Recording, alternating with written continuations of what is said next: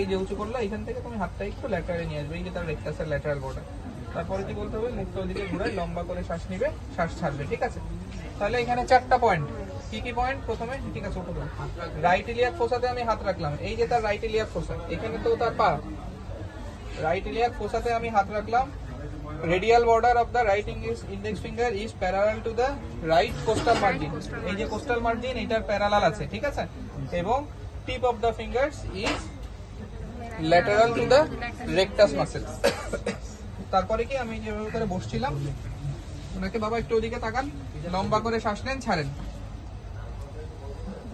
শ্বাস নেন আর ছাড়েন। হ্যাঁ, সে যখন শ্বাস ছেড়ে দিবে তখন আমার হাত এভাবে যাবে, ঠিক আছে? স্যার শ্বাস ছেড়ে দিলে আমরা প্রেস করব? ছেড়ে দিলে প্রেস করব। দেখো আমার বাম হাতটা কোথায় আছে? পেশেন্টের গায়ের উপরে। তোমরা পরীক্ষার সময়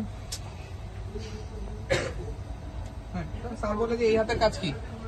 এই হাতের কাজ হচ্ছে তোমার সাপোর্ট দিয়ে রাখা এখানে, ঠিক আছে?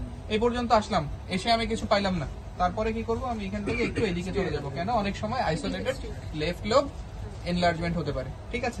শেষ লিভার পালপেশন শেষ হয়নি,